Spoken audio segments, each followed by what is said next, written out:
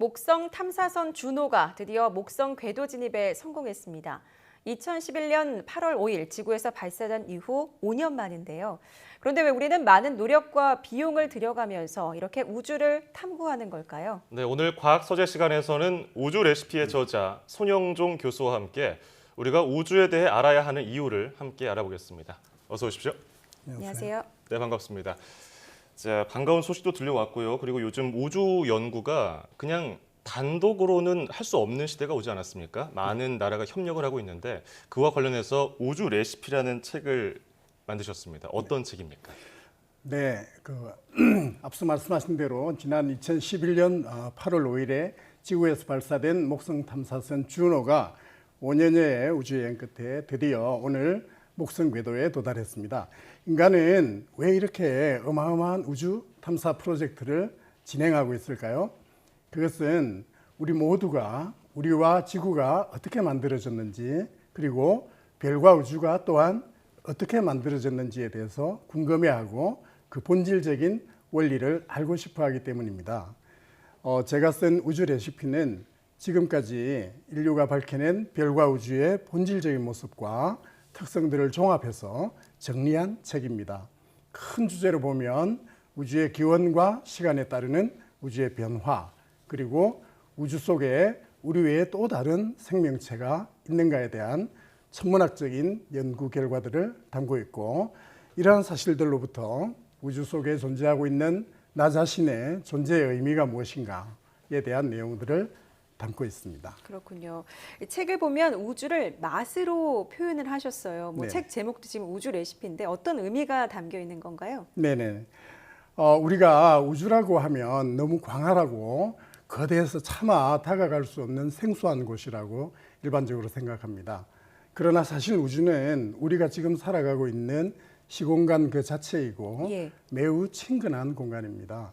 이러한 친근한 우주를 어떻게 하면 더 감각적으로 친밀하게 표현할 수 있을까를 생각하다가 맛이라는 감각을 떠올리게 되었습니다. 신비로운 맛 우주, 황홀한 맛 별, 그리고 사랑스러운 맛 행성, 이런 모든 것들을 종합해서 환상적인 맛 우주 레시피라는 제목을 붙이게 되었습니다. 예, 우주를 친근한 공간으로 소개하기 위해서 이 책을 쓰신 건데 그러면 특별한 계기가 있으셨습니까? 네, 사실 저는 지난 10수년 동안 연세대학교에서 우주의 이해라는 과목을 강의해 왔습니다. 예. 이 강의는 주로 이공계 학생들이 아닌 인문사회, 예체능 전공 학생들을 대상으로 진행이 되었는데요. 학생들은 이 수업을 통해서 과학적인 의미를 담은 별과 우주의 진짜 모습을 알아가면서, 그리고 우주 속에서 우리가 존재하고 있는 본질적인 그 의미를 깨달으면서 정말 기뻐하고 감탄하는 모습들을 보여주었습니다. 예.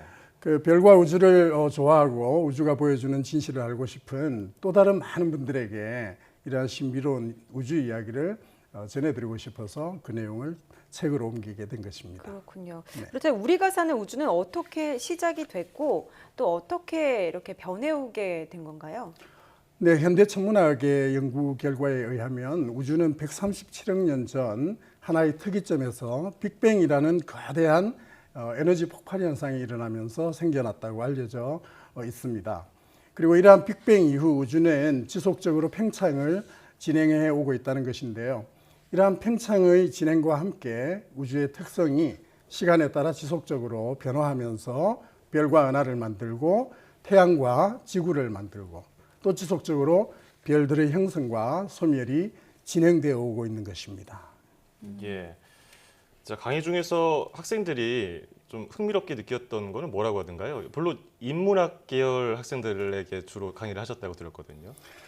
네, 학생들에게 우리의 고향은 별이고 우리는 모두 별에서 온 소중한 존재다 아하. 라는 주제를 이야기하면 굉장히 흥미를 느낍니다. 천문학적인 연구 결과에 의하면 현재 우리 몸을 이루고 있는 이 모든 물질들이 원래 만들어진 곳은 우주의 역사에서 과거 어느 한 시점에 어떤 별의 내부에서 만들어진 것들입니다. 따라서 우리의 근원적인 고향은 별이라고 할 수 있죠. 그래서 저는 이 수업을 하면서 학생들에게 이렇게 말합니다. 바로 여러분들이 별에서 온 그대입니다. 이렇게 말을 하면 학생들은 우주 속에서 자신의 존재의 의미를 매우 흥미진진하게 그렇게 받아들입니다. 그렇군요. 또 우주하면 이걸 꼭 빼놓을 수 없을 것 같습니다. 과연 우주에 외계 생명체가 살고 있을까? 어떻게 보십니까? 살고 있다고 보십니까? 네, 사실 우주에는 수천억 개 곱하기 수천억 개의 별, 어마어마한 별들이 있다고 알려져 있습니다. 그 중에서 태양과 같은 별은 뭐 수도 없이 많고요.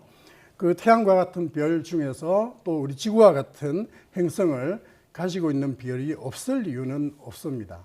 그렇다면 우주 공간에 우리와 같은 생명체가 없을 것이라고 단정하기에는 오히려 좋지 않고요. 우주에 생명체가 존재한다라고 생각하는 것이 더 당연한 논리가 되겠죠. 그러나 안타깝게도 아직은 우주 외계 생명체에 대한 어떠한 과학적인 증거 또는 뭐 발견 이런 것들이 확인된 적은 없습니다. 예. 자, 우주 강국하면은 미국과 러시아를 단연 꼽을 수 있지 않겠습니까? 네네. 그래서 우리나라도 많은 분들이 우주 탐사를 위해서 노력해야 한다고 하고 있고 우리도 달 탐사를 위해서 많은 연구가 진행 중인데 네네. 우리가 그냥 맹목적으로 따라가기 식으로 하는 건 아니고요. 왜 우주를 탐사해야 된다고 분석하고 계십니까?